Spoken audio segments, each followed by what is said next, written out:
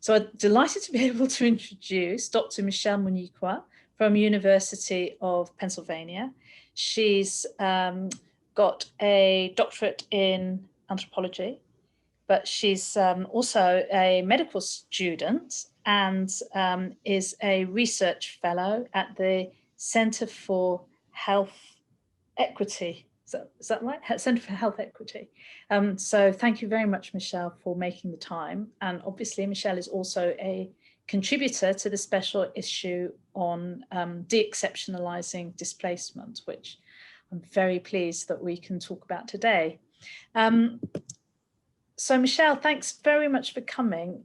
Maybe we could start by you telling me a bit about the research on which your article was based, and more specifically about the history of Fort Indiantown Gap, which is the town where you conducted your research. Sure, absolutely.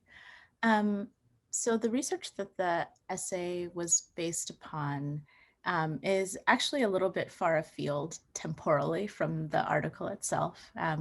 I was a medical student volunteer in a refugee clinic in Philadelphia where I did my research, and became really interested in the world of refugee migration to Philadelphia, and decided to do my ethnographic research in Philadelphia working with refugee serving institutions. And sort of as part of that, I started to wonder about some of the issues that we were facing as organizations, and was really curious about, the social services world for refugees is both generous and extremely constrained. And I wanted to know if it had always been that way. So I found myself reading all of these newspaper articles from the 1980s when refugees were first resettled in Philadelphia. And I found mention of this place, Fort Indiantown Gap, which I'd never heard of. I had been working with refugees for a long time in Philadelphia and never really heard mention of this place, and then discovered that it had been this massive temporary refugee camp when Southeast Asian refugees had first been resettled in the area, and wanted to know more about the place, and started doing some digging and reading newspaper articles and historical accounts of what the place had been and how it came to be a site for refugee sort of temporary resettlement. Yeah, I mean, I really loved that kind of the historical, your kind of historical digging and uncovering. I think that kind of work is done far too little, actually, very often by studies which focus very much on the kind of contemporary situation of refugees, as if it's separate from, its histories.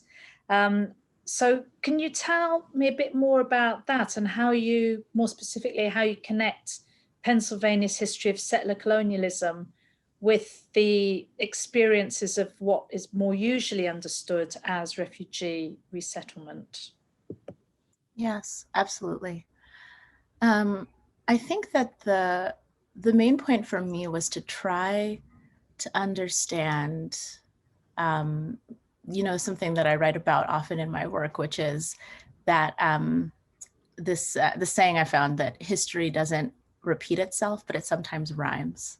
And I was really interested in that rhyming character, right? And I found myself, the article mirrors in a certain sense my own experience of discovery, right? Of saying, oh, okay, so there was this fort and it was this refugee resettlement site. That sounds nice. And looking at all these photographs and then thinking, how peculiar it must have been for the refugees themselves to be like staying in this refuge that's guarded by soldiers from the same conflict that they're fleeing, right? And then when I read more about the fort, I read more about how the fort itself was constructed in order to be part of the settlement process of Pennsylvania, that the area was populated by indigenous people, and that the fort was built in order to protect settlers from Europe from the indigenous people who were trying to continue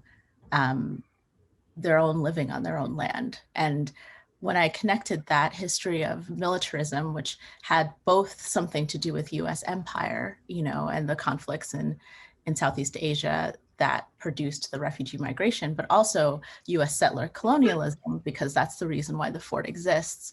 It made me feel very strongly that there were all of these connections, these relations that have been obscured by this process of willful forgetting by only some of us, right? That need to be described so that we understand the complications of what would otherwise be seen as just American benevolence.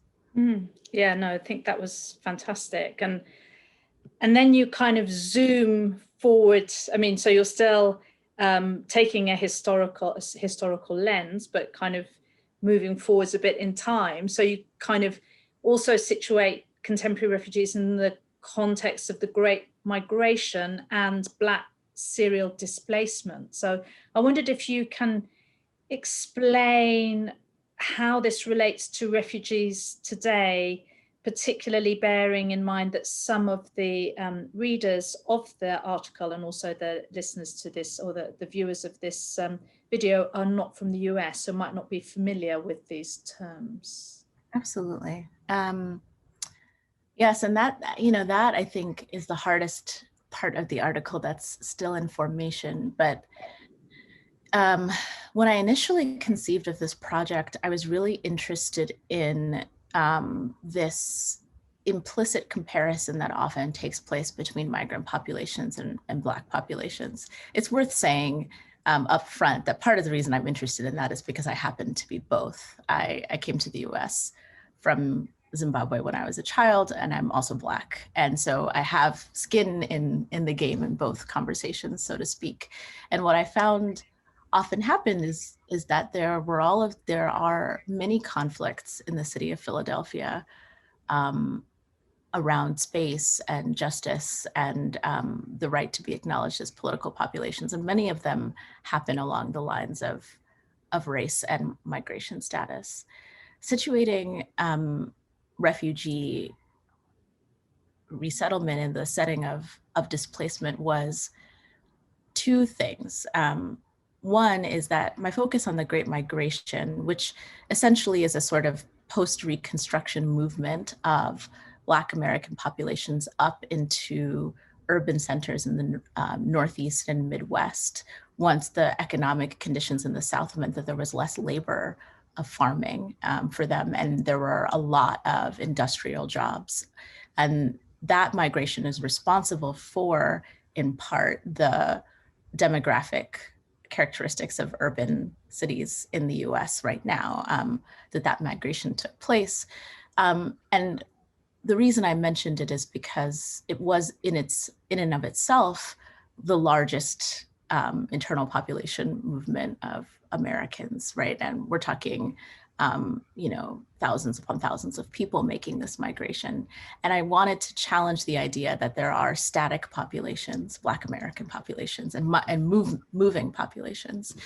And it also helped me think through the structure of the fact that people came to Philadelphia and didn't find what they were hoping for, that Philadelphia was just as racist as the South had been, that Philadelphia did not have the economic opportunities that they had hoped it would. And that sometimes even when it did, they were marked by these racialized tensions. And in doing so, you see that, there's not very much different as an experiential phenomenon between being a refugee coming to Philadelphia and discovering the same thing and being Black. And yet these populations are often structurally opposed to one another as if they have different interests, which I think really inhibits our overall progress towards spatial justice more broadly. Yeah, I mean, there's a lot to unpack. There's a lot to unpack in that. And what about I very much enjoyed your description of incomplete refuge, which I think kind of connects to what you've just said. So could you tell me what you're seeking to capture using in this term, both empirically and conceptually? Yeah.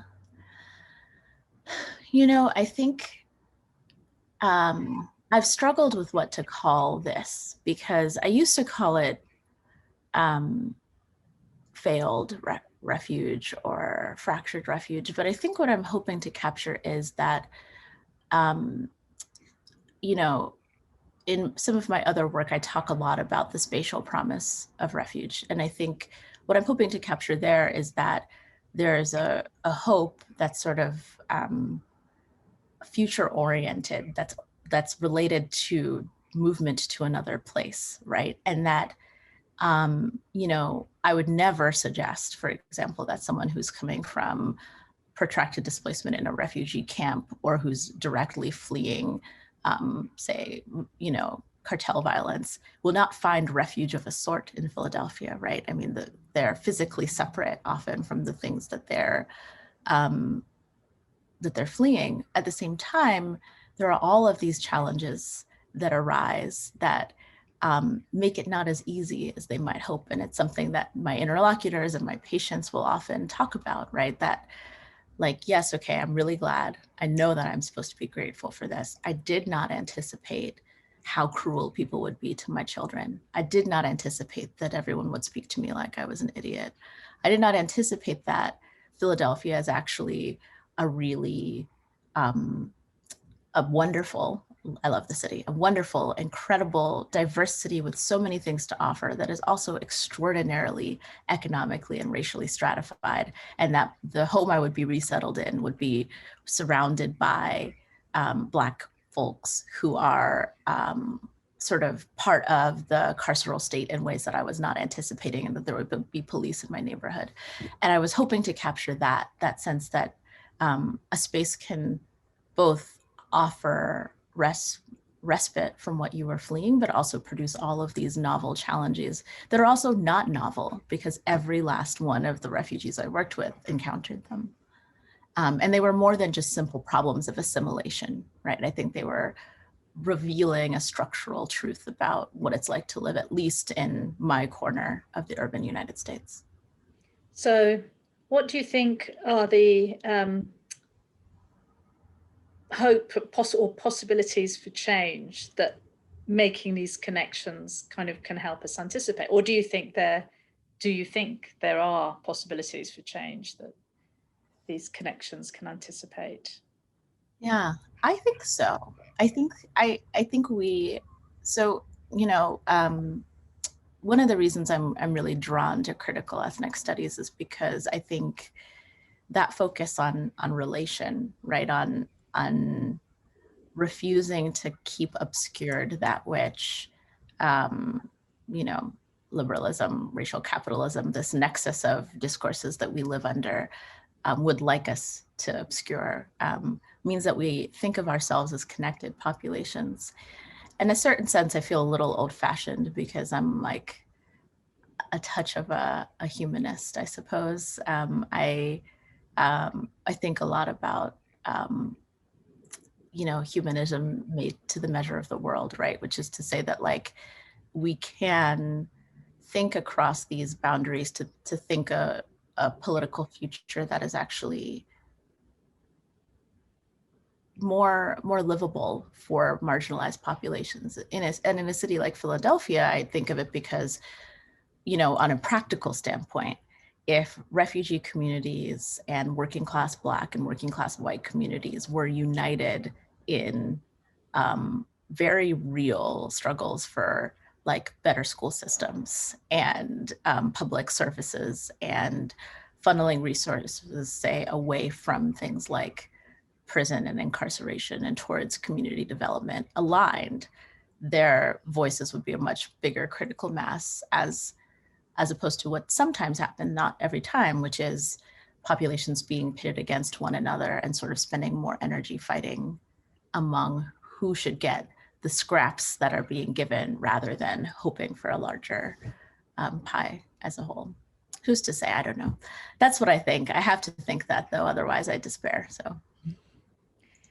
Thanks very much, Michelle. That's really fascinating. And I encourage everyone to read your fantastic paper. Thank you very much. Thank you.